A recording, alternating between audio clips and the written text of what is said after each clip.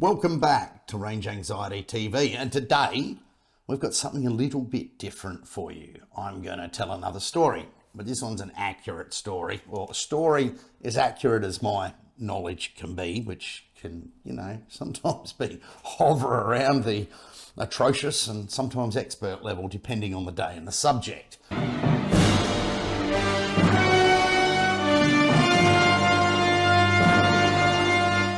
But what few people understand is I'm hearing it a lot these days, obviously, because we're getting gouged when it comes to fuel prices at the pump, and it sort of makes the prospect of owning a petrol car really difficult for those that are on a normal income, that are feeling the cost of living crisis and have a car that's reasonably thirsty. For example, my Herman the German, I don't use that much anymore, that 6.2 V8.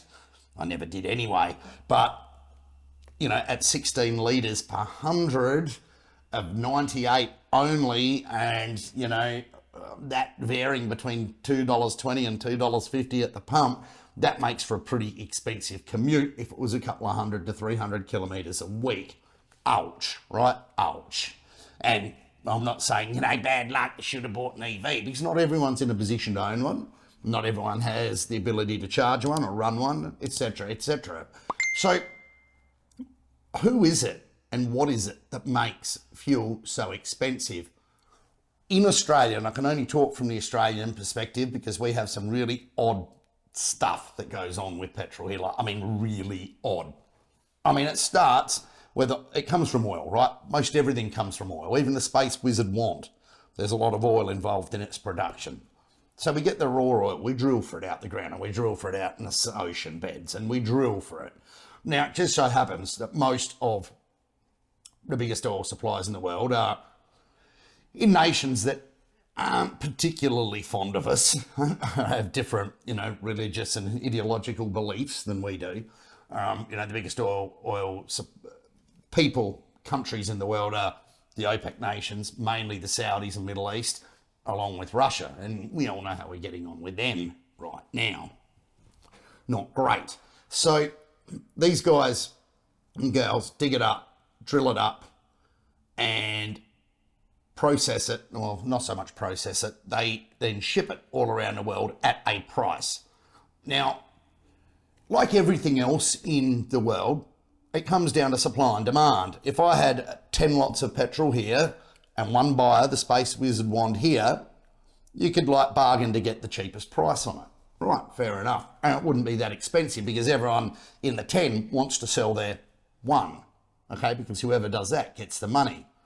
So the worst thing that can ever happen for the OPEC nations and the oil producers is that demand is lower than supply, because that forces the price of oil down. And here is the Brent crude, which is a benchmark indicator of world oil price graph on my screen. I tend to watch it. It's like some sort of morbid fantasy. It's a bit ghoulish watching it. So what will happen is when demand goes down, like it did over, say, COVID times, and, the price of a barrel went negative, I believe, for a time there, which is a bit of a hard concept to understand, but couldn't give it away, I suppose, is what you're saying, is what I'm saying. And fuel got down to 90 cents a litre here, I believe, or a high 80s even. So what happens then is if there's too much supply, the OPEC nations get together and just knock the supply back. So they need a certain profit margin per barrel to keep their beautiful big cities built and to keep their economies running.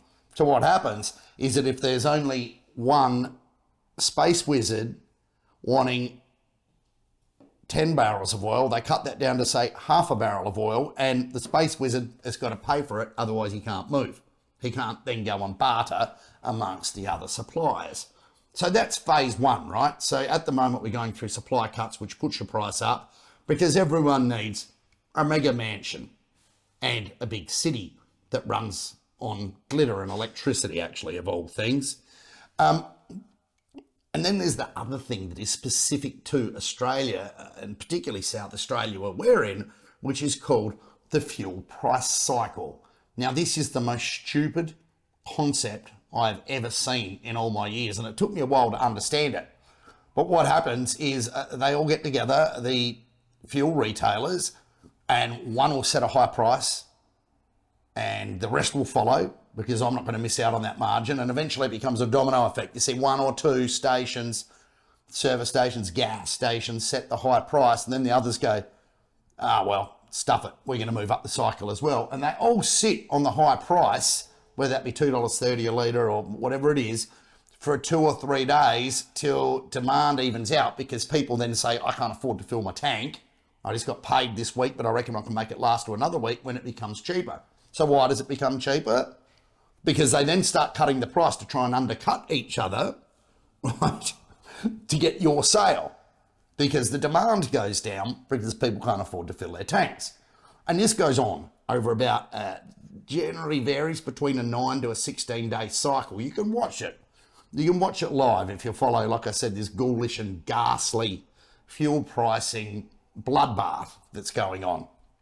And then it goes again, and it goes again. And if you look at the cost curve, it goes up and down and up and down and up and down and up and down in South Australia. Melbourne does it a bit slower. Perth does it weekly. And other states such as Tasmania and the ACT just have a slow and steady rise or fall. So it's hard to understand how this is acceptable to consumers. But the thing is, consumers do nothing about it. They just get in there and they go, bah, give me more fuel, and just wait till it's cheap in the cycle. This shouldn't really be acceptable because there's no actual logical explanation for it other than profiteering. So why did oil become, or fuel become? Remember, fuel is a byproduct, like everything else is diesel, whatever, of crude oil. Why did it become so expensive during the war in Ukraine? And now that gets blamed for a lot of things when it comes to cost of living, just like everything got blamed on COVID. I still have people now, even 3-4 years on, I say to them, well, why is this exhaust like a month later than you said? Oh, COVID. Right, okay. Number 2. That's how they run their businesses. It's not a legitimate excuse, and nor is the war in Ukraine anymore, because very, very simply, OPEC could have just upped production to cover the shortfall that the Russian oil sanctions weren't supplying. And anyway, that's all gone into China and India anyway. So, it's a world oil price, the cap on Russian oil just simply did not work.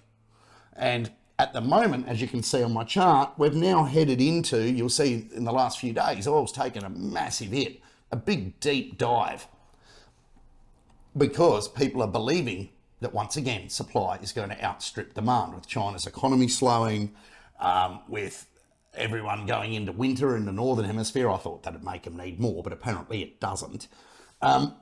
So the price has taken a huge dive. Does that mean that oil's any less costly or it's worth any less? No, this is the third layer of complexity and stupidity of the whole process, is that oil was publicly traded.